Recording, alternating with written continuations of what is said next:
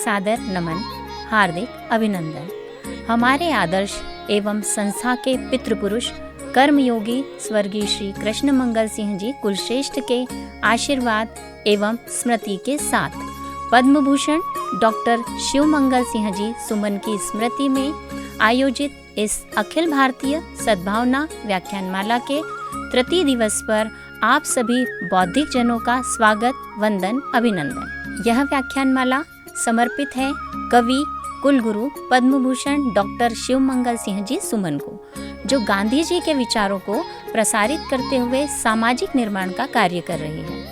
आज व्याख्यानमाला का तृतीय दिवस है और हमारा परम सौभाग्य है कि आज हमें अपने विचारों की गंगा से प्रवाहित करने के लिए हमारे मध्य मुख्य वक्ता के रूप में उपस्थित हैं देश के प्रख्यात कलाविद और इतिहासविद माननीय नर्मदा प्रसाद जी उपाध्याय, और कार्यक्रम की अध्यक्षता कर रहे हैं कुलानुशासक उज्जैन विश्वविद्यालय के प्रोफेसर शैलेंद्र कुमार शर्मा जी।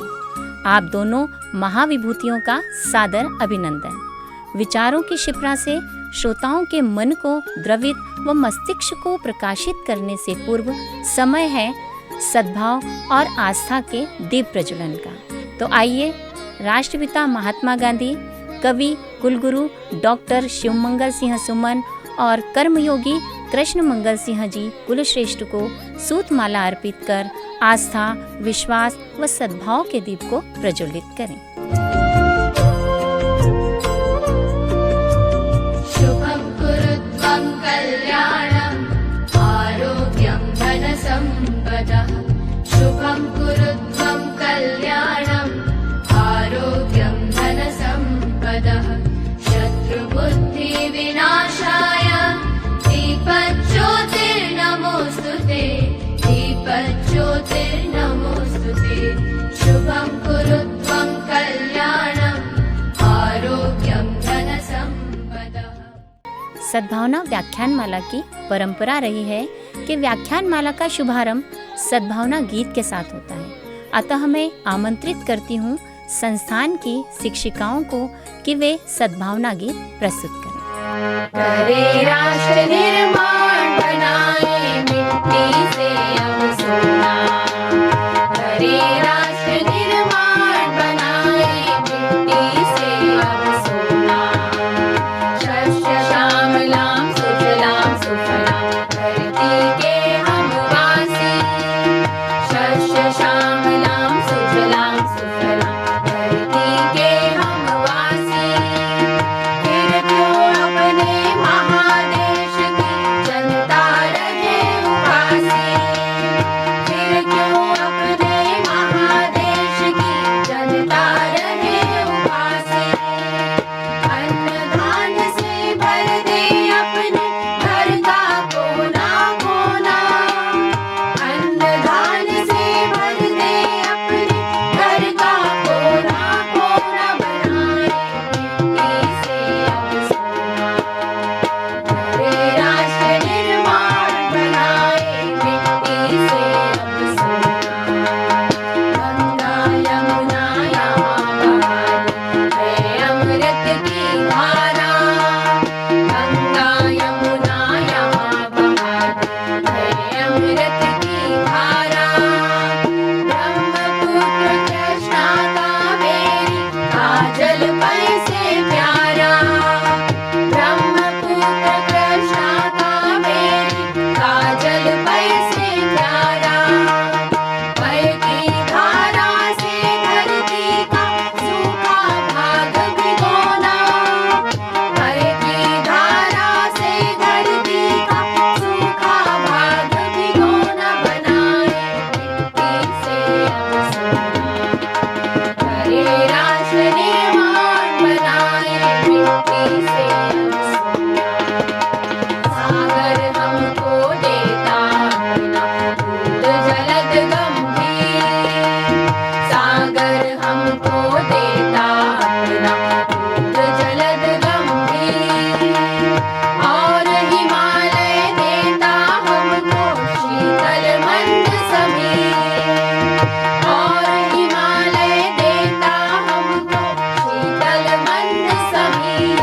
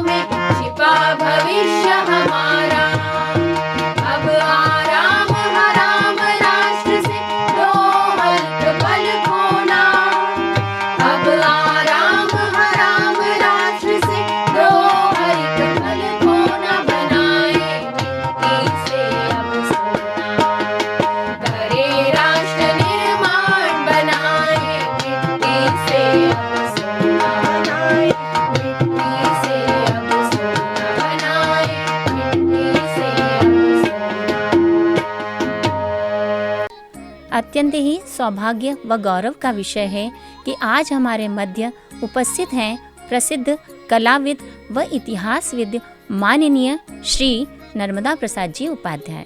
आपका नाम साहित्य, कला और इतिहास के क्षेत्र में संपूर्ण देश में बहुत ही सम्मान के साथ लिया जाता है। आप विगत 50 वर्षों से लेखन के क्षेत्र में सक्रिय हैं। आपको ब्रिटिश काउंसिलिंग की प्रतिष्ठित फेलोशिप सहित धर्मपाल शोधपीठ और शिमेगर लैंडर फेलोशिप जर्मनी प्राप्त करने का गौरव प्राप्त है। आपको उत्तर प्रदेश हिंदी संस्थान का प्रतिष्ठित कलाभूषण सम्मान, मध्य प्रदेश के संस्कृति विभाग का शरद जोशी सम्मान तथा केंद्रीय हिंदी संस्थान आगरा का राहुल सांस्कृत्यायन हिंदी सेवी सम्मान, साहित्य, कला और साहित्य के क्षेत्र में अनेक सम्मान प्राप्त हुए हैं। श्री उपाध्याय वाणिज्यिक कर विभाग में सदस्य कमर्शियल अपील बोर्ड के पद से सेवानिवृत्त होकर वर्तमान में इंदौर में स्वतंत्र लेखन कर रहे हैं। 55 से अधिक पुस्तकों के प्रकाशन के साथ हिंदी, साहित्य, कला और इतिहास के परम विद्वान माननीय नर्मदा प्रसाद उपाध्याय जी का पावन सानिध्य आज हमें प्राप्त हुआ है। आज आप हमें भारतीय लोक दृष्टि एवं कला दृष्टि विषय पर अपने विचारों से मार्गदर्शित करेंगे। अतः मैं हमारे मुख्य वक्ता माननीय श्री नर्मदा प्रसाद जी उपाध्याय को आमंत्रित करती हूँ कि वे आएं और अपना व्याख्यान प्रस्तुत करें। पुण्य श्लोक महान कवि और सहृदय व्यक्तित्व के धनी स्वर्गीय शिवमंगल सिंह जी सुमन की स्मृति में आयोजित इस सारस्वत आयोजन के सम्माननीय अध्यक्ष, विक्रम विश्वविद्यालय के कलानुशासक और हिंदी विभाग के अध्यक्ष, लोक और कला इन दोनों अनुशासनों के मर्मज्ञ मनीषी आदरणीय डॉक्टर शैलेंद्र कुमार जी शर्मा और इस आभासी पटल पर लोक दृष्टि और कला दृष्टि पर मुझे सुनने के लिए एकत्रित सभी मनीषी श्रोतागण तथा मेरे सभी मित्रगण, सबसे पहले तो मैं स्वर्गीय कृष्णमंगल सिंह कुलश्रेष्ठ जी की स्मृति को सादर नमन करना चाहता हूं, जिनकी प्रेरणा से और जिनकी उत्कट जिजीविषा की परिणति के रूप में यह व्याख्यानमाला आरंभ हुई। सौभाग्य से मुझे उनका सानिध्य प्राप्त करने का उज्जैन में अवसर भी मिला और उनकी मनीषा से, विद्वत्ता से, सहजता और सरलता से अभिभूत हुए बिना मैं नहीं रहा। श्रद्धेय सुमन जी के प्रति उनकी अगाध श्रद्धा थी और उन्होंने यह व्याख्यानमाला उनकी स्मृति में आरंभ की। मुझे इस व्याख्यानमाला में उनके रहते भी सम्मिलित होने का अवसर उज्जैनी में मिला था। इस अवसर पर उनकी स्मृति मेरे मानस में कौंधती है। मैं सबसे पहले उनकी इसी स्मृति को अपनी श्रद्धा के, आस्था के सुमन अर्पित करता हूं। लोक का जहां तक प्रश्न है, लोक किसी आभिजात्य से संबंधित नहीं है। वह सरलता का, सहजता का स्वाभाविक पर्याय है। लोक गमलों में खिलने वाले गुलाब की तरह नहीं है। वह तो जंगली बेल के व्रंत पर खिला हुआ वह पुष्प है जिसका सौरभ पूरे जगत में फैलता है और उसकी यही समग्रता उसकी विशेषता है। लोक राजपथ नहीं है। लोक सहज और सरल वह पगडंडी है जो मनुष्य को मनुष्यता के गंतव्य तक पहुंचाती है। इसलिए लोक हमारे यहां कभी सीमित परिधि में हमारे पुरखों ने मान्य नहीं किया। ऋग्वेद की एक ऋचा है जिसमें लोक के बारे में कहा गया है, यो वो व्रताभ्यो अकृणोद लोकम, अर्थात लोक परिधि से परे है। लोक वह है जिसने व्रत को परिधि के घेरे से, व्रत से अपने आप को मुक्त कर लिया। इसलिए लोक जो है वह परिधि से परे है, वह समग्र है, क्षितिज की तरह निस्सीम और विस्तीर्ण है। उसकी परिधि में सब कुछ आता है। और इस लोक को लेकर हमारे यहाँ विस्तार से कई परिभाषाएं भी दी गई हैं। उनके बारे में बात करना या उन सब के संबंध में कहना बड़े विस्तार का विषय होगा, लेकिन हमारे यहाँ हलायुध कोश में, अमर कोश में और पुराने ग्रंथों में जो कुछ भी लोक के बारे में कहा गया है उसका सार है, लोक वह सृष्टि है जिसको मापने का एकमात्र पैमाना समग्रता या संपूर्णता है। लोक को मापने का पैमाना संपूर्णता है। हमारे यहां लोक को ईश्वर का पर्याय कहा गया है। त्रिलोकनाथ एक बस, यह तुलसी कहते हैं कि जिसके वश की त्रिलोकी जिसके वश में है वह लोक है। और आचार्य हजारी प्रसाद द्विवेदी हमारे समय में कहते हैं कि लोक वह है जिसका आधार पोथियां नहीं है। वासुदेव शरण अग्रवाल कहते हैं कि लोक हमारे इतिहास का अमृत फल है। और प्रख्यात संस्कृतिविद डॉक्टर विद्यानिवास मिश्र का मानना है कि लोक जो है वह इतना सशक्त है कि शास्त्र उसकी उपज है। लोक से शास्त्र निर्मित होते हैं, शास्त्र से लोक निर्मित नहीं होता। इसलिए लोक के बारे में बहुत विस्तार से परिभाषाएं हमारे यहाँ विद्यमान हैं। और अब इस लोक के संबंध में यदि हम तुलना करें पश्चिम से, तो पश्चिम में लोक नाम की कोई संज्ञा नहीं है। वहां फोक को लोक कह दिया जाता है। और फोक क्या है? फोक वहां के असंस्कृत समाज को अपने प्रिमिटिव कल्चर नाम की कृति में एडवर्ड टाइलर कहते हैं, रेडक्लिफ कहते हैं, और वहां के तमाम पश्चिम के विद्वान लोक को विभाजित करते हैं।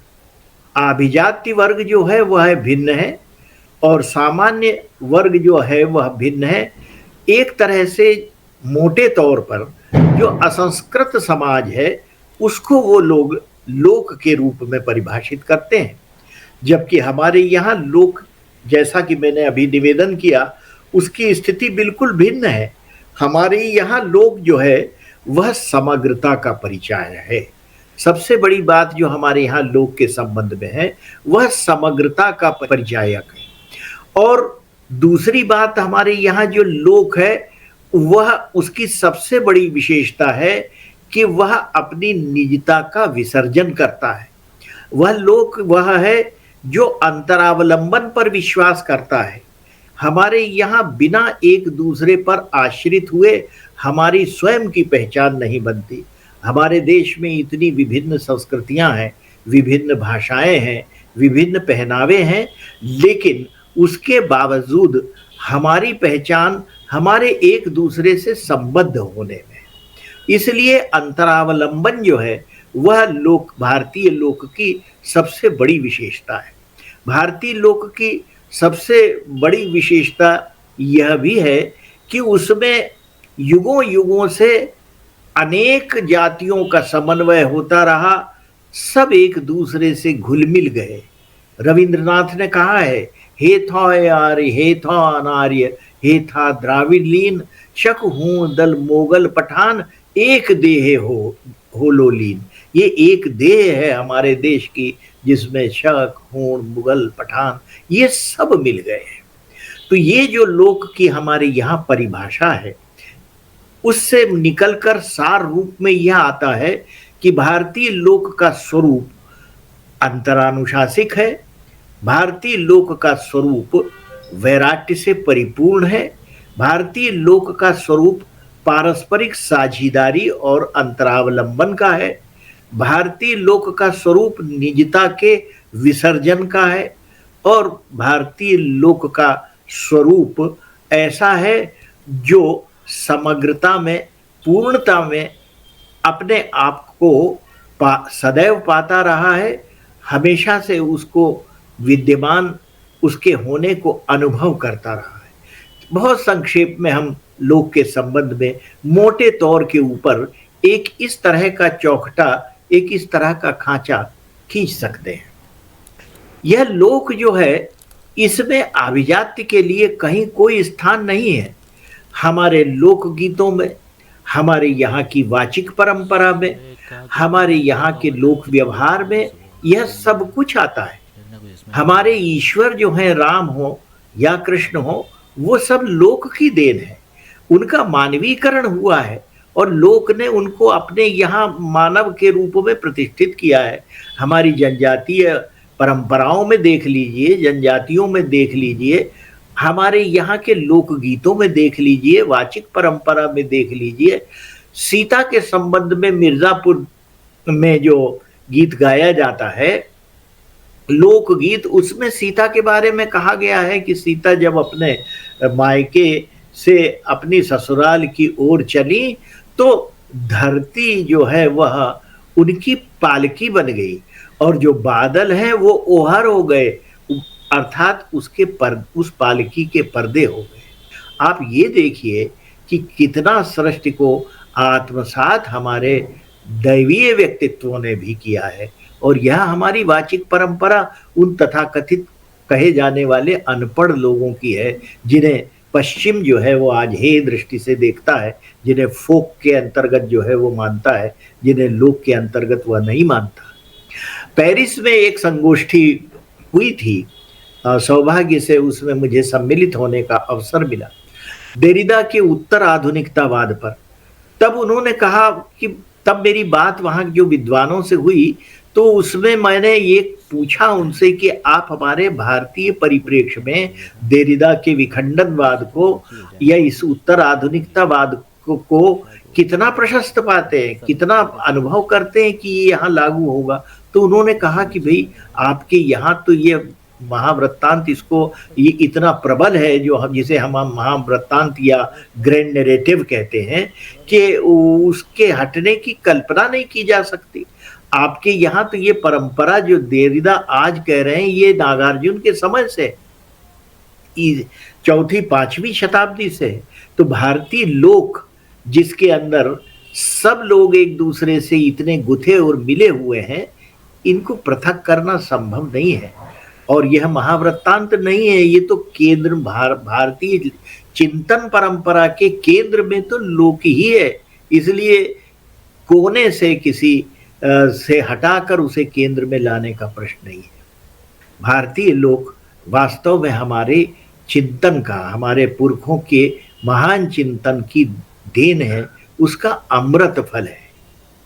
अब यदि भारतीय कला की बात करें तो भारतीय कला दृष्टि और लोक दृष्टि में कोई अंतर नहीं है। जो स्वाभाविकता लोक में है वह भारतीय कला में भी है। भारतीय कला जो है वह भी दूब की तरह उगती है, उसे वृक्ष की तरह नहीं रोपा जा सकता। जो रूपक मैं दे रहा था गुलाब का, उपवन का और वन का, वही कला के दृष्टि के संबंध में भी लागू होता है।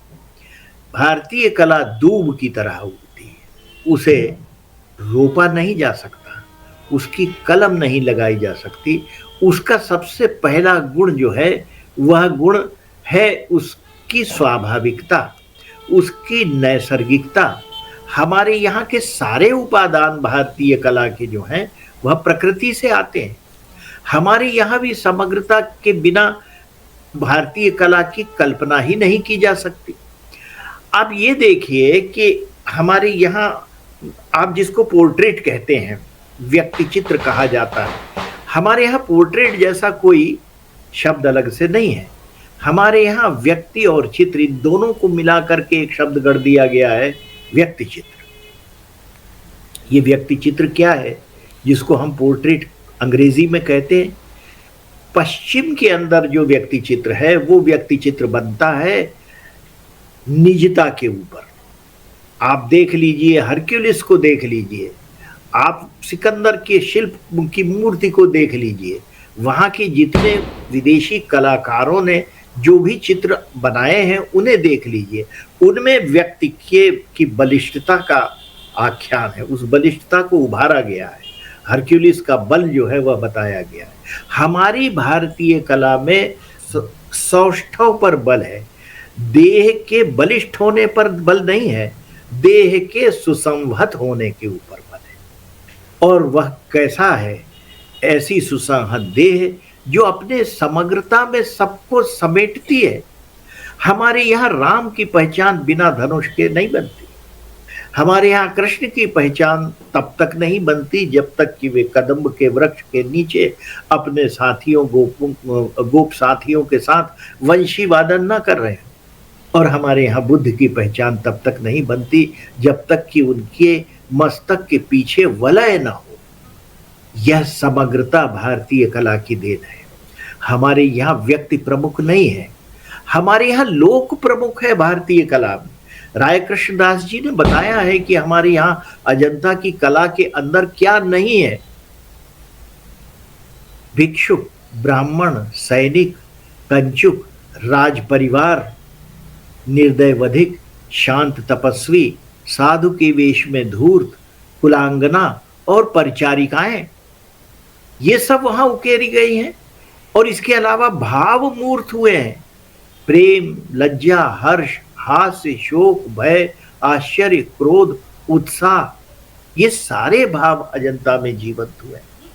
और इसी तरह से यदि आप शिल्प की बात करें तो चाहे सांची हो, भरहुत हो, बदामी हो, सित्तनवासल हो, ये सारी जगहों के ऊपर आपको पूरा लोक दिखाई देगा। आप खजुराहो के शिल्पों की में बात करते हैं, वहाँ जो काम प्रेरित शिल्प है, कुल शिल्पों की संख्या का केवल 10वां भाग है।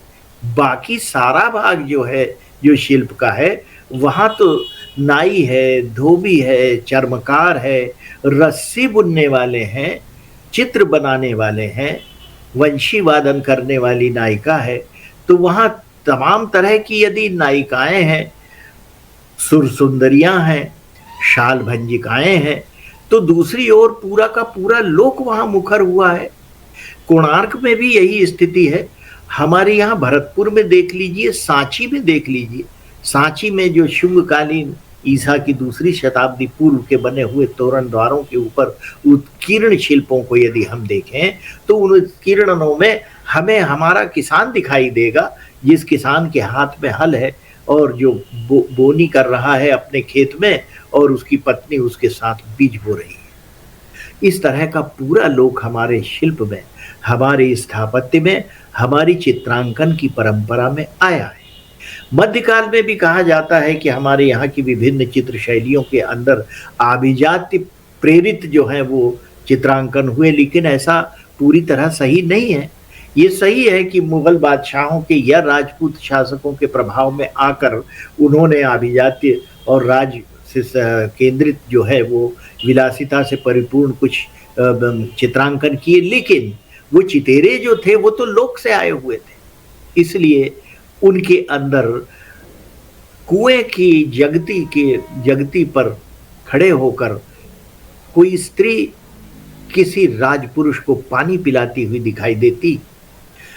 वहाँ ज्योतिषी हैं, छोटी छोटी पाठशालाएं हैं, नारियां हैं जो दुकानों के ऊपर सामग्री का विक्रय कर रही हैं। पूरे लोक व्यवहार जो है, पूरी प्रकृति जो है वो उसके अंदर हमारे सामने उपस्थित है। राजस्थान की जितनी भी शैलियां हैं, पहाड़ों की जितनी भी चित्र शैलियां हैं, चाहे राजस्थान के आप मेवाड़, मारवाड़, ढूंढार और झालावाड़, कोटा, बूंदी, को ले लीजिए, जोधपुर को, जो जयपुर को, किशनगढ़ को, ये सब शैलियां जो राजस्थान की हैं। हमारे यहाँ मालवा की जो शैली है वो मालवा शैली में, राघवगढ़ शैली में, फिर हिमाचल प्रदेश में चंबा में, मानकोट में, गुलेर में, कांगड़ा में पंडित सेऊ और उसकी 3 पीढ़ियों के लोगों ने पूरे लोक को रचा है। हमारे यहाँ जितने भी भित्ति चित्रांकन हुए हैं, आप देख लीजिए, मेरा विशद कार्य बुंदेलखंड और मालवा के भित्ति चित्रों के दस्तावेजीकरण के ऊपर हुआ है। उसमें घूमते हुए ये पूरे क्षेत्र में मैंने देखा है कि वहाँ पूरा लोक उजागर हुआ है। अयोध्या ओरछा के अंदर राजमहल और रानी महल में पूरा लोक है। वहाँ गायक हैं, गायिकाएं हैं, नृत्यांगनाएं हैं, सब कुछ उस लोक के अंदर हमें दिखाई देता है। तो ये चाहे हमारे यहाँ भित्ति चित्र की परंपरा हो, चाहे लघु चित्र की परंपरा हो, इसमें सबसे बड़ी बात यह है कि लोक को उन्होंने उजागर किया है। इसमें भी स्व का विसर्जन है। हमारे किसी भी कलाकार का नाम हम नहीं जानते कि अजंता के चित्र किन्होंने बनाए, बाघ के चित्रांकन किन्होंने किए, खजुराहो के शिल्पों का उत्कीर्णन किन्होंने किया, और कौन से वे अनासक्त योगी थे जिन्होंने कोणार्क और खजुराहो में इतना महान अनुराग रच दिया। इन विरागियों ने ऐसे अनुराग की रचना की कि जिसके ऊपर, जिसे देखकर हम आज भी मुग्ध हो जाते हैं, भाव विभोर हो जाते हैं, विस्मित हो जाते हैं, लेकिन हम इनके नाम नहीं जानते। सित्तनवासल, बदामी, सांची, यहाँ जो जिन्होंने कार्य किया उनके हम नहीं नाम जानते। हम जिन्होंने हाथी दांत के ऊपर महान शिल्प किए चंद्रकेतुगढ़ के, जिन्होंने भित्ति चित्रांकन जो है वो किए, वो ओरछा से लेकर और बाग तक के भित्तियों में उदयादित्य तक 11वीं शताब्दी तक परंपरा वो चली आई। सदियां बीत गई उन कलाकारों के द्वारा काम करते हुए, लेकिन हम उनके नाम नहीं जानते।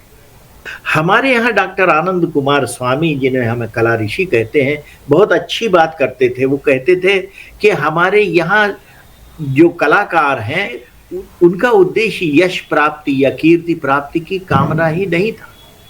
उनका उद्देश्य था कि जो कला का सच्चा उद्देश्य है, कला का सच्चा उद्देश्य यह है कि कला नवीन बनाना नहीं है, नवीन कैसे बना रहे इसका यत्न करना है। नवीन बनाना तो बड़ा सहज और सरल है, कोई भी नई चीज बनाई जा सकती, लेकिन उस नवीनता को हमेशा किस तरह से कायम रखा जाए ये हमारे कलाकार जानते थे। और इस सृष्टि को जो आत्मसात कर लेता था वही सच्चा कलाकार हो जाया करता था। कला वास्तव में एक निष्कंप दीप शिखा की तरह निरंतर प्रज्वलित होने वाली, एक निरंतर आलोक को प्रसृत करने वाली उस दृष्टि का नाम है। जो कलाकार, जो रंग और रेखा जब मिलन उनका होता है और जब वो मूर्त रूप आकार ग्रहण करते हैं, किसी कलाकार की छेनी जो है वो जब कला का निर्माण करती है, उत्कीर्णन करती है, तो वह जो है वो उसकी स्वयं की एक अपनी अभिव्यक्ति होती है।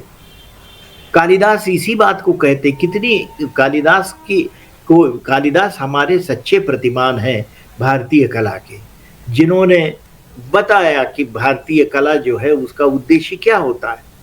अब भारतीय कला के बारे में मैं उनके बहुत सारी बातें हैं, लेकिन केवल एक श्लोक कहना चाहता हूँ। सभी जानते होंगे, आप सब प्रबुद्ध श्रोता हैं, दृष्टा हैं। कार्या सैकतलीन हंस मिथुना श्रोतो वहा मालिनी पादास्ताभिमतो दिशण्य हरिणा गौरी गुरो पावना शाखा लंबित वलकलस्य चतुरोर निर्मातुमिच्छा निधा श्रृंगे कृष्ण मृगस्य वामनयनम कंडूयमानम। कालिदास कहते हैं कि नहीं, दुष्यंत कहता है कि चित्र मेरे से नहीं बना, अभी तो ये कैसा चित्र बनाना चाहता हूं मैं, ऐसा चित्र बनाना चाहता हूं। कार्या सैकतलीन हंस मिथुना, ऐसा जहां मालिनी नदी के बलुए तट के ऊपर हंस जो हैं वो विचरण कर रहे हो और शाखाओं के ऊपर ऋषियों के वस्त्र टंगे हुए, और मैं एक ऐसा हरिण भी बनाना चाहता हूं, जिसके सींग से हरिणी अपनी दाहिनी आंख को खुजला रही है। आप देखिए क्या कल्पना है, और पूरा परिदृश्य जैसा कि मैंने निवेदन किया कि वो हमारे यहाँ का कलाकार हो या कवि, ये पूरे परिदृश्य को, पूरी समग्रता को अपनी दृष्टि में रखना चाहते हैं। और यही हमारी लोक दृष्टि और कला दृष्टि का मर्म भी है। हमारे यहाँ सौंदर्य के सारे प्रतिमान यही है। हमारे यहाँ शकुंतला का सौंदर्य श्रम से आता है। सीता का सौंदर्य जो है वो ऐसा है कि जब वो स्नान करती हैं, जनक तनया स्नान पुण्योदकेश, जिनके स्नान करने से सरोवर जो हैं वो तब से पूरित हो जाते हैं। आज तो अवसर भी है कालिदास को विशेष रूप से स्मरण करने का। उज्जैनी में कालिदास की स्मृति का उत्सव जब मनाया जा रहा हो, ऐसे समय में सुमन जी की स्मृति में, कुलश्रेष्ठ जी की स्मृति में यदि कालिदास का स्मरण न हो तो फिर इस व्याख्यान का औचित्य ही क्या। तो कालिदास ने जो बिंब रचे हैं वो बड़े सुंदर बिंब हैं। कालिदास कहते हैं सूर्य की किरणों के संबंध में कि मोर जो वो है वो पी रहा है सूर्य की किरणों को सांध्य काल के समय, जब वो रस के रूप में परिणत हो गई, तो किसी आकांक्षा के भाव से उनको पी रहा है। वह आकांक्षा है रजनी के समय मिलन की। और चांदनी के बारे में कहते हैं कि चंद्रमा की जो रश्मियां हैं वो जब पत्तों से गुजरकर टूटती हैं तो फूल के रूप में परिणित हो जाती हैं, पीले छोटे छोटे पुष्पों के रूप में। और ऐसे पुष्पों की आकांक्षा होती है कि वे पार्वती के देह की शोभा बने। राम, सद्यजात राम के संबंध में उनकी कल्पना है कि ऐसी दिखती हैं कौशल्या, सद्यजात राम उनके बगल में लेटे हुए, जैसे ग्रीष्म के समय गंगा की क्षीण धारा के किनारे किसी ने नील कमल रख दिया। ये कालिदास की सबसे बड़ी विशेषता है कि उनके काव्य में अद्भुत बिंब बनते हैं और उन बिंबों की सर्जना हमारे चित्रकारों की प्रेरणा बनती रही। तो समग्र रूप में मैं यही कहना चाहता हूं कि हमारे यहाँ लोक और कला की दृष्टि एक जैसी दृष्टि, दोनों को पृथक करके नहीं देखा जा सकता। दोनों की दृष्टि समग्रता की है, दोनों की दृष्टि सब कुछ अपने आप में समेट लेने की और फिर उसको अभिव्यक्त करने की है। दोनों की दृष्टि अंतरावलंबन की दृष्टि है, दोनों की दृष्टि संवाद की दृष्टि है, और दोनों की दृष्टि सहजता की और नैसर्गिकता की दृष्टि है। और दोनों की दृष्टि ऐसा रूप रचने की है जो दिखाई न दे, लेकिन जो अंतर्दृष्टि में विराजमान हो, सूर्य की तरह, जिनकी बाह्य दृष्टि भले न रही हो, लेकिन जिनकी वह अंतर्दृष्टि थी जिसमें उन्होंने वह लोक देखा कि हम आज सूर्य की आंखों से उसी लोक को और उसी राधा और कृष्ण की छवि को देखते हैं। तो यह रूप जो है वह रूप के पार है, वही लोक जो है उस रूप का पर्याय है। देखने के बाद जितना अनदिखा है रूप है, वो देखना तो दृष्टि का व्यापार है, दर्शन नहीं है। धन्यवाद। बहुत बहुत धन्यवाद। आपने अपने विचारों से एक नई दृष्टि का प्रसार किया। निश्चित ही हम आपके विचारों से लाभान्वित हुए हैं।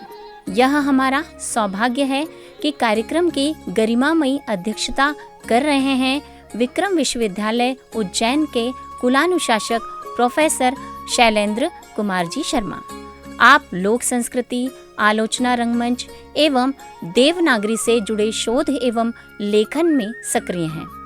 विक्रम विश्वविद्यालय के हिंदी विभागाध्यक्ष के रूप में कार्य करते हुए नवाचारी प्रयत्न, जिनमें विश्व हिंदी संग्रहालय एवं अभिलेख केंद्र, मालवा लोक साहित्य एवं संस्कृत केंद्र, भारतीय जनजाति साहित्य एवं संस्कृति केंद्र की संकल्पना एवं स्थापना आपने की है। आपने 40 से अधिक पुस्तकें लिखी हैं। आपके 300 से अधिक शोध निबंध, 1000 से अधिक आलेख एवं समीक्षा का प्रकाशन हुआ है।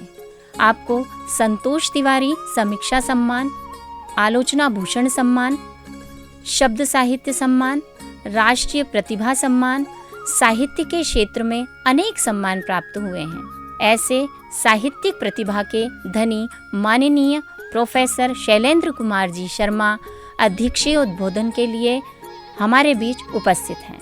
ये हमारे लिए अत्यंत ही गौरव की बात है। अतः आपसे अनुरोध है कि आप आएं और अपना उद्बोधन प्रस्तुत करें। राष्ट्रीय सद्भावना व्याख्यानमाला संपूर्ण मध्य प्रदेश ही नहीं वरन संपूर्ण भारत की एक अत्यंत प्रतिष्ठित बहुआयामी संदर्भों को लिए हुए एक व्याख्यानमाला सिद्ध हो चुकी है। इस व्याख्यानमाला की प्रेरणा पितृकल्प श्री कृष्ण मंगल सिंह जी कुलश्रेष्ठ के द्वारा प्रस्तुत की गई और उन्हीं की संकल्पना, उनकी प्रेरणा से यह व्याख्यानमाला 2 दशक से अधिक समय से निरंतर एक वैचारिक आंदोलन के रूप में परिवर्तित हो चुकी है। यह व्याख्यानमाला पहला ऐसा मौका है, हम सब के लिए दुर्भाग्य की बात है कि प्रातः स्मरणीय कृष्ण मंगल सिंह कुलश्रेष्ठ जी हमारे मध्य नहीं हैं, लेकिन उन्होंने जो बीज रोपित किए थे उनके आधार पर हम लोग निरंतर सद्भावना के सूत्रों को, परस्पर प्रेम और भाईचारे के सूत्रों को निरंतर आगे बढ़ा रहे हैं। और यह व्याख्यानमाला प्रातः स्मरणीय पद्म भूषण डॉक्टर शिव मंगल सिंह सुमन की पावन स्मृति को समर्पित होती है। जो आज का महत्वपूर्ण विषय है, उस विषय के मनीषी विद्वान सुधी कला चिंतक श्री नर्मदा प्रसाद उपाध्याय जी को अभी हम लोगों ने सुना। श्री उपाध्याय जी विगत कई दशकों से लोक और कला दोनों ही क्षेत्रों में निरंतर अत्यंत धरातलीय कार्य कर रहे हैं और उनके चिंतन में एक तरह से भारतीय कला चिंतन और भारतीय लोक चिंतन की दृष्टि का बहुत सुंदर समन्वय दिखाई देता है। जब हम लोग लोक की भारतीय दृष्टि और कला की भारतीय दृष्टि इस विषय पर बात करते हैं तो बहुत सारे संदर्भ एक साथ इसके साथ जुड़ जाते हैं। यहाँ उपस्थित सभी सुधी श्रोतागण जो कि निरंतर इस पटल के माध्यम से इस व्याख्यान श्रृंखला से जुड़े हुए हैं, मैं उन सभी की उपस्थिति को प्रणाम करता हूँ और संप्रति जो लोग इस संपूर्ण आयोजना को आकार दे रहे हैं ऐसे सभी सुधीजनों को भी धन्यवाद देता हूँ। भारत की कला दृष्टि और भारत की लोक दृष्टि संपूर्ण विश्व को अनादिकाल से न केवल देती आ रही है वरन आने वाले समय में भी यह देती रहेंगी। वो इसलिए क्योंकि भारत ने लोक को सीमित और संकीर्ण दायरे से मुक्त रखा है। इसी प्रकार भारत ने कला को भी सीमित और उपयोगितावादी दृष्टि से ऊपर रखा है। अतः जब हम लोग लोक की बात करते हैं और जब हम लोग कला की बात करते हैं और दोनों के आधार पर, दोनों के परस्पर संबंधों पर बात करते हैं, यानी हम जब लोक की कला की बात करते हैं या कला के लोक की बात करते हैं तो बहुत सारे महत्वपूर्ण निष्कर्ष हमारे मध्य उपस्थित होते हैं। मैं कहना चाहूँगा कि लोके वेदे च, ये भारत है। भारत अनादिकाल से लोक भूमि है और वेद भूमि है। वेद को यहाँ व्यापक संदर्भों में भी हमें देखना होगा।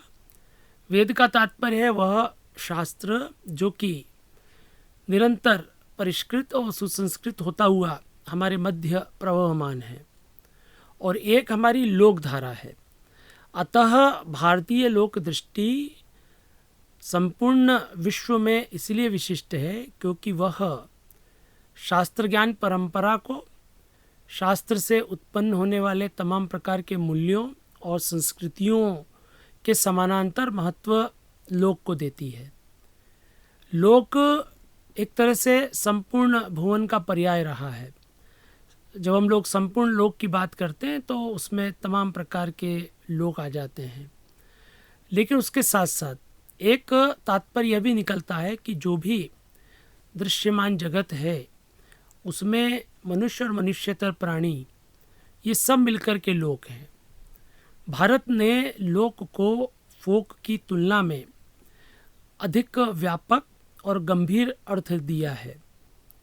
पश्चिम की जो लोक दृष्टि है वह उसे फोक तक सीमित करती है, यानी ऐसे लोग जो कि कटे हुए लोग हैं, किसी विशिष्ट सभ्यता या संस्कृति के ऐसे लोग जो कि तुलनात्मक रूप में जिनको न अक्षर ज्ञान है, न जिन्होंने ज्ञान की परंपरा से अपने आप को जोड़े रखा है, ऐसे लोगों को वो लोग फोक के अंतर्गत रखते हैं। लेकिन हमारे यहाँ जब ये कहा गया लोके वेदे च, तब वेद से पहले लोक को महत्व दिया गया है। अतः लोक का अपना शास्त्र है, लोक की अपनी दृष्टि है, लोक का अपना ज्ञान है। अतः पश्चिम की तुलना में भारत की जो लोक दृष्टि है वो ऐसे लोगों के लिए लोक नहीं कहा जाता जो कि सांस्कृतिक संदर्भों से दूर हैं, या ऐसे लोग कभी हमारे यहाँ नहीं माने गए कि वे लोग जो कि असंस्कृत हैं, जिनकी रुचि परिष्कृत नहीं है। वरन कई बार तो लोक ही हमें दृष्टि देता है। शास्त्रकारों को और शास्त्रीय कलाओं को भी आधार देने का कार्य लोक ने किया है। अतः भारत की लोक दृष्टि सम्यक लोक दृष्टि है और समग्र लोक दृष्टि है। जब हम लोग संपूर्ण परंपरा का अवलोकन करते हैं तो यह दृष्टि संकेत देती है कि सुदूर अतीत में, जबकि वनांचल में या पशुपालन करते हुए या कृषि सभ्यता के प्रारंभिक दौर में जब मनुष्य अपने आप को सचेतन रखता हुआ आगे बढ़ रहा था, तभी से लोक की दृष्टि तय होने लगी थी। भीमबेटका के शिलाश्रयों को यदि हम देखें तो स्पष्ट होता है कि लोक संस्कृति के मूल स्वर हमें वहाँ दिखाई देते हैं। मनुष्य केवल शरीर नहीं है, मनुष्य केवल माथा नहीं है, मनुष्य केवल शरीर की जो विभिन्न अंगों पांगों की स्थितियां हैं वो नहीं है, वरन उससे परे है। और वह जो मनुष्य है, उसकी जो आत्मा है, उसका जो मानस व्यापार है, वो सब मिलकर के मनुष्य को मनुष्य बनाते हैं और उसकी अभिव्यक्ति के लिए मनुष्य रास्ते तलाशता है। तो हमारी जो लोक संस्कृति है, जो हमारी लोक परंपराएं हैं, वो सुदूर अतीत से चली आ रही है। जब हम लोग प्रागैतिहासिक काल में जो भीमबेटका जैसा शैलाश्रय विकसित हो रहा था, वहाँ पर हम लोग लोक की उपस्थिति देख रहे थे। यह वह लोक था जिसका शास्त्रकारों के साथ, जिसका सभ्यता के कथित विकसित रूप के साथ कोई संपर्क या संबंध था नहीं था, अलग विषय है। लेकिन हम देखें कि उनका अपना इस संसार को देखने का नज़रिया था। वो नज़रिया कलामय वातावरण के माध्यम से दिखाई दे रहा है, वह वातावरण संस्कृतिमय परिवेश के माध्यम से दिखाई दे रहा है। आज भी यदि हम लोग यूनेस्को की इस विश्व धरोहर के रूप में विख्यात भीमबेटका के शैलाश्रयों में जाएं, तो हमें देख करके आनंद मिश्रित आश्चर्य की अनुभूति होती है कि अधिकतर शैलाश्रयों को उन्होंने केवल सामान्य वास स्थान के रूप में नहीं बनाया है, वरन उन्होंने कलामय बना दिया है, संस्कृतिमय बना दिया है। पर्यावरण और प्रकृति के सुंदर सुरम्य दृश्य जो उसकी आंखों के सामने प्रकट हो रहे थे, उन सबको वह वहाँ पर उकेरने की चेष्टा करता है। वह मनुष्य की दिनचर्या को उकेरने की चेष्टा करता है। आसपास रहने वाले पशु पक्षियों की वह बहुत सुंदर सुंदर आकृतियों को वहाँ पर बनाता है। तो कला की जो भारतीय दृष्टि है वह वहाँ से विकसित होती हुई और निरंतर परिष्कृत होती हुई हमें दिखाई देती है। वे लोग जैसे सारा दुनिया में हम लोग देखते हैं उसका यथातथ्य प्रस्तुतिकरण नहीं करते, वे उसका प्रस्तुतिकरण अपने आंतर मन के आधार पर करते हैं।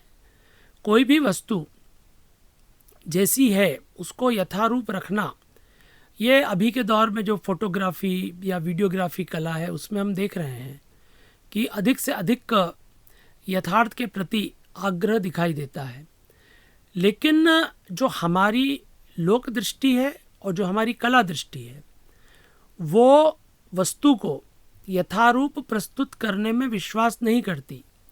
वो इस बात में विश्वास करती है कि वह वस्तु हमें प्रतीत कैसे होती है, वो हमारे हृदय के साथ किस तरह से संवादिता कायम करती है, वो हमारे मन को उससे आगे चले जाए तो हमारी आत्मा को किस तरह से प्रभावित करती है। उसी की अभिव्यक्ति लोक में होती है और उसी की अभिव्यक्ति कला रूपों में होती है। जो भेड़ बकरियां या जो गाय जिस रूप में है, हो सकता है कि किसी कलाकार का आग्रह हो कि उसे वैसा ही बनाना चाहिए जैसे वो दिखाई दे रहे हैं, लेकिन हमारे लोक कलाकारों ने उनको वैसा बनाया है जैसे वो प्रतीत होते हैं। न्यूनतम आकारों, न्यूनतम रेखाओं और न्यूनतम रंगों से उनको प्रकट कर दिया जाता है, और वो जो थाती है वो निरंतर चली आ रही है। हमारे मालवा क्षेत्र की, निमाड़ क्षेत्र की और निकटवर्ती अंचलों की जो कला परंपराएं हैं, उसमें वैसी ही आकृतियां पुनः जीवित हो रही हैं जैसे कभी भीमबेटका में बनाई जाती थी। यानी उनका सातत्य है। तमाम प्रकार के आक्रमण हुए, तमाम प्रकार के समय के थपेड़े इस देश ने सहे हैं, लेकिन हमारी लोक दृष्टि निरंतरता लिए हुए है, उसमें सातत्य बना हुआ है। अतः ऐसी बहुत सारी आकृतियां हैं जो कि भीमबेटका या अन्य क्षेत्रों में, मालवा में, चाहे आप हिंगलाजगढ़ क्षेत्र में चले जाएं, भानपुरा के शैलाश्रयों में चले जाएं, या अन्य रायसेन जिले के भी कई स्थल हैं जहाँ पर इस प्रकार के शैलाश्रय हैं, नर्मदा तट पर भी हैं, वहाँ चले जाएं, उनका और हमारे ग्रामीण परिवेश में मालवा निमाड़ अंचल में बनाई जाने वाली आकृतियों में सातत्य बना हुआ है। इसका मतलब यह है कि हमारी जो लोक परंपराएं हैं वो कोई बीता हुआ इतिहास नहीं है या विस्मृत की हुई वस्तु नहीं है, वह सतत वर्तमान है, वह शाश्वत है।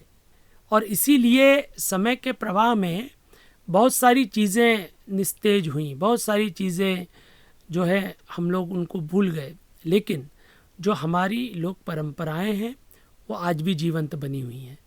क्या कारण है कि आज भी संध्या हमें आकर्षित करती है?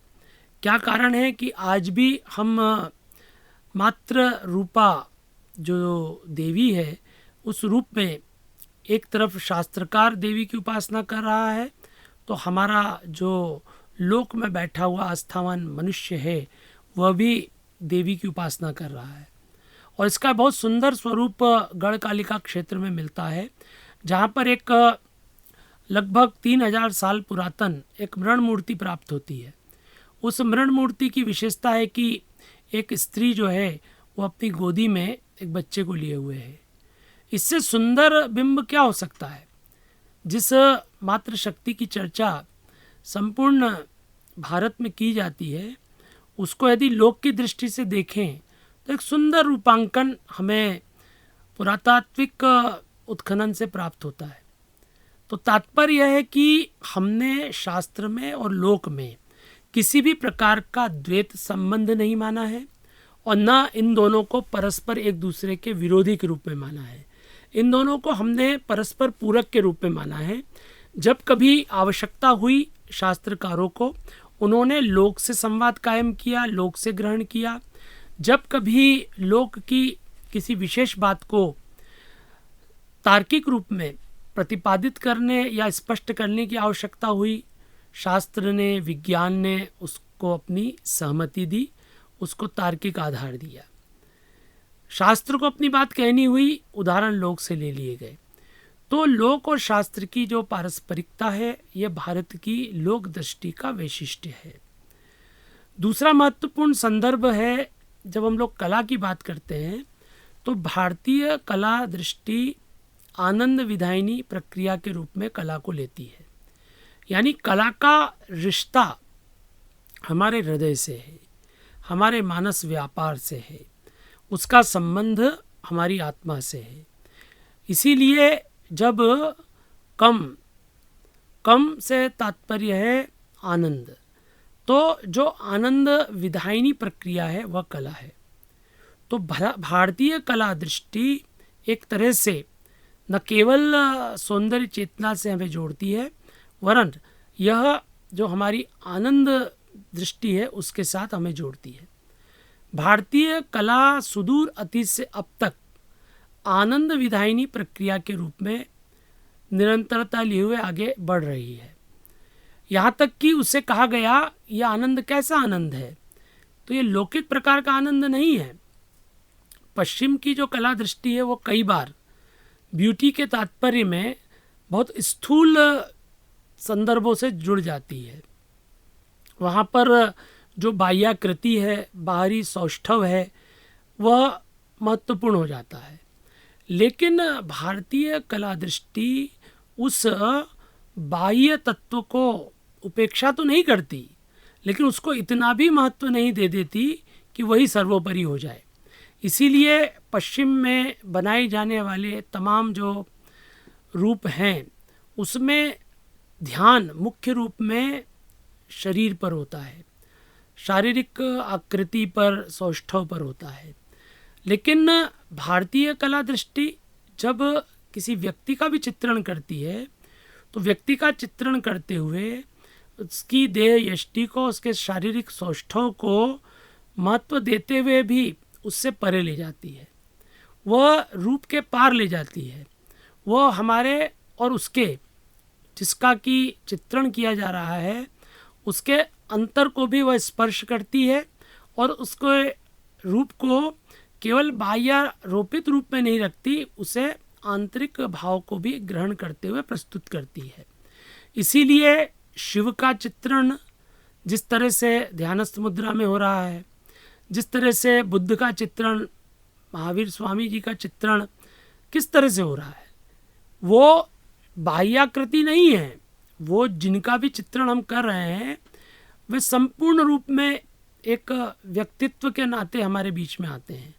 अतः उनके नेत्र यदि बंद हैं या अर्ध उन्मीलित हैं तो उसके माध्यम से उनकी चेष्टा हमारे हृदय तक पहुंचती है। इसी प्रकार की स्थितियां हमें तमाम प्रकार के लोक कला रूपों में दिखाई देती है। लोक कला रूप भी जिस रूप में वस्तु है उसको यथारूप प्रस्तुतिकरण न करते हुए उसके हमारे हृदय पर पड़ने वाले प्रभाव को प्रकट करते हैं। संज्ञा की आकृति ले लीजिए, उसमें आपको देखने को मिलेगा कि सूर्य और चंद्र बनाए जा रहे हैं। यहाँ सूर्य और चंद्र को बनाने की चेष्टा वैसी नहीं है जैसा कि पश्चिम जो है वो अपनी कला दृष्टि के माध्यम से प्रस्तुत कर रहा है। वो हमको कैसे दिखाई देते हैं, वो हमें कैसे प्रतीत होते हैं, उस रूप में हम उसको बनाते हैं। हम गोवर्धन पर्वत को बनाना चाहते हैं, गोवर्धन की पूजा करना चाहते हैं, तो उसके लिए हमें किसी भी प्रकार से बाह्य सामग्री की आवश्यकता नहीं है। जो हमें सुलभ सामग्री है, जो हमारे घर आंगन में गोवर्धन से जुड़ा हुआ व्यापार है, उसी सामग्री का हम इस्तेमाल करते हैं, उसी से उसको बनाया जाता है। और जिन वस्तुओं को हम लोग प्रायः अनदेखा कर देते हैं उन्हीं वस्तु का प्रयोग उस आकृति में कर दिया जाता है। तो तात्पर्य यह है कि वस्तु और वस्तु के माध्यम से प्रकृति में घटित होने वाले तमाम प्रकार के व्यापार, तमाम प्रकार की वस्तुएं, उनको उकेरने का कार्य जब भारतीय कलाकार करता है तब उसकी दृष्टि उसके पर्यावरण से जुड़ी हुई होती है, उसके आंतरिक जो भाव धाराएं हैं उनसे जुड़ी हुई होती है, उसकी आत्मा से जुड़ी हुई होती है। इसीलिए भारतीय कला दृष्टि धर्म, अर्थ और काम मोक्ष को प्राप्त करने का माध्यम है। यानी यह कह दिया गया कि आनंद तो देती ही है कला, लेकिन धर्म, अर्थ, काम और मोक्ष की दिशा में भी वो हमें ले जाती है।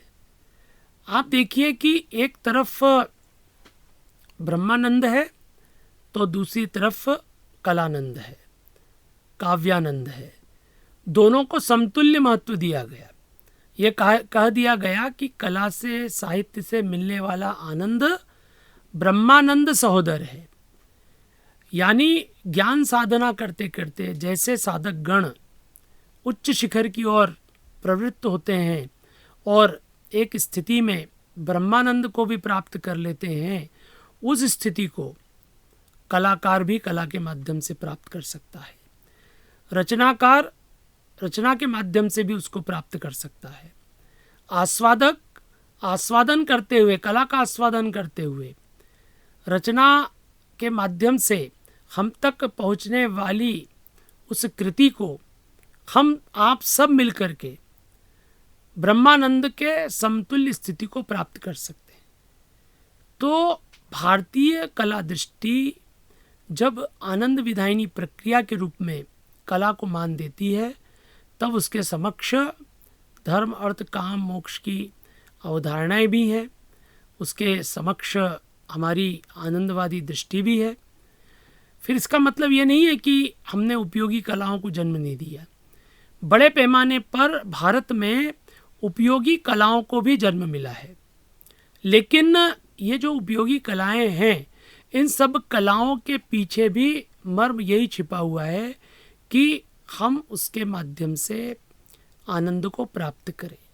यह आनंद तत्क्षण या तात्कालिक रूप में प्राप्त किया जाने वाला सुख दुख नहीं है। ये सुख दुख से परे ले जाने की स्थिति है। घृणा का संदर्भ हो, क्रोध का संदर्भ हो, यहाँ तक कि शोक का संदर्भ हो, उसको भी हमारा कलाकार, उसको भी हमारा रचनाकार रसवत्ता के साथ प्रस्तुत कर सकता है। आप देखिए कि इस देश की कितनी बड़ी विशेषता है कि यहाँ पर रुदन भी किया जाएगा तो लय के साथ किया जाएगा, उसको भी गा करके और रुदन को व्यक्त किया जाएगा। तो हमारी कोई भी चेष्टा सौंदर्य चेतना से विलग नहीं है, हमारी आनंदवादी दृष्टि से विलग नहीं है, हमारी रस दृष्टि से विलग नहीं है। अतः चाहे लोक कला हो, चाहे शास्त्रीय क्षेत्र में निरंतर परिष्कृत रुचि संपन्न कला हो, सभी में ये विशेषताएं दिखाई देती हैं और ये सब मिलकर के भारत की कला दृष्टि को संपूर्ण दुनिया में विशिष्ट बनाती है। अतः मैं इस अवसर पर भारतीय लोक मनीषा को प्रणाम करता हूँ, भारतीय कला मनीषा को प्रणाम करता हूँ और इस पूरे प्रवाह में जिन जिन कलाकारों ने, जिन जिन लोक में डूबे हुए लोगों ने इसे निरंतर आगे बढ़ाया है, उन सभी को प्रणाम करता हूँ, क्योंकि उन सबके निरंतर प्रयासों से और उनके द्वारा किए जाने वाले निरंतर सृजनात्मक कार्यों के माध्यम से ये आगे बढ़े हैं। यदि ये नहीं होता, ये संभव नहीं होता, तो निश्चित तौर पर भारत में जैसे बहुत सारी चीज़ें काल के प्रवाह में विसंकृत हुई या उनको हम विस्मृत कर गए, आज भी लोक कला जीवित है, आज भी विभिन्न प्रकार की कला परंपराएं जीवित हैं। आज भी हमारा जो लोक में बैठा हुआ व्यक्ति है, वह बिना किसी औपचारिक घोषणा के, बिना किसी प्रकार के प्रशिक्षण के, वो घर आंगन में ही कला की जो है कार्यशाला चलाता रहता है। संजा लोक पर्व इसका एक बहुत ही विशिष्ट उदाहरण है कि 15 दिवस तक बिना किसी औपचारिक आमंत्रण के, बिना किसी प्रकार की औपचारिक व्यवस्था के कला की पाठशाला चल जाती है और ये परस्पर एक दूसरे को हस्तांतरित की जाने वाली कला परंपरा है। यानी आज से 5, 7, 8 पीढ़ियों के पहले जिस तरह से बनाया गया होगा इन आकृतियों को, सातत्य में वैसा ही आज भी बनाने की कोशिश है। ऐसा नहीं है कि ये कोई स्थिर इकाई हो गई हो, समय के प्रवाह में इसमें भी परिवर्तन आता है, परिवर्धन आता है। इसका मतलब ये नहीं कि हम अपनी जातीय स्मृतियों, इतिहास के बिंदुओं, हमारी पर्यावरणीय जो चेतना है उसको हम लोग ओझल कर रहे हैं। उसमें जो कुछ भी नया आ रहा है उस सबको भी हम लोग व्यक्त कर रहे हैं। संजा के जो स्वरूप को हम आज देख रहे हैं, सदियों पहले भी इसी रूप में बनाई जाती थी। उपकरण भले बदल गए हों समय के प्रवाह में, हम लोगों ने बहुत ज़्यादा लोकप्रिय संस्कृति की तरफ हम जा रहे हैं तो कुछ उपादान हमने ले लिए हों, गीतों में कुछ ऐसी बातें आ गई हों जिसमें 21वीं सदी बोल रही है, इसका मतलब यह नहीं है कि उसका मूल जो स्वरूप था उससे हम लोग दूर हो गए। तो तात्पर्य है कि हमारे यहाँ लोक और इसी प्रकार कला स्थिर इकाई नहीं है, निरंतर प्रवहमान है, किंतु इसमें सनातनता भी है। ये निरंतर बहता हुआ शाश्वत है, ये निरंतर वर्तमान रहने वाला शाश्वत है। अतः शाश्वत और वर्तमान दोनों की जुगलबंदी यदि हमें देखना है तो भारत की लोक दृष्टि में है और भारत की कला दृष्टि में है। मैं बहुत धन्यवाद देना चाहूँगा व्याख्यान माला के आयोजकों को, जिन्होंने इस महत्वपूर्ण विषय पर विमर्श और संवाद का अवसर हमें प्रदान किया। आप सभी सुधी श्रोताओं रसिकों का बहुत बहुत धन्यवाद। आपका बहुत बहुत धन्यवाद। निश्चित ही हम आपके विचारों से लाभान्वित हुए हैं। दोनों प्रखर वक्ता माननीय श्री नर्मदा प्रसाद जी उपाध्याय एवं माननीय श्री शैलेंद्र कुमार जी शर्मा, आपका आयोजन समिति की ओर से हार्दिक आभार और धन्यवाद। साथ ही आप सभी उपस्थित सुधीजनों का बहुत बहुत धन्यवाद। हम आशा करते हैं कि इस अखिल भारतीय व्याख्यान माला के आगामी दिवसों में भी आप इसी तरह जुड़े रहेंगे। कल दिनांक 8/12/2023 शुक्रवार को प्रमुख वक्ता के रूप में हमारे बीच उपस्थित होंगे वरिष्ठ शिक्षाविद, सेवानिवृत्त प्राध्यापक हिंदी विभाग, कलकत्ता विश्वविद्यालय के माननीय डॉक्टर जगदीश्वर चतुर्वेदी एवं साथ ही समारोह की अध्यक्षता करेंगे उज्जैन के जिला शिक्षा अधिकारी माननीय आनंद शर्मा जी। मैं आप सुधीजनों और रेडियो दस्तक 90.8 FM के श्रोताओं का हार्दिक आभार व्यक्त करती हूँ। आप सभी का बहुत बहुत धन्यवाद।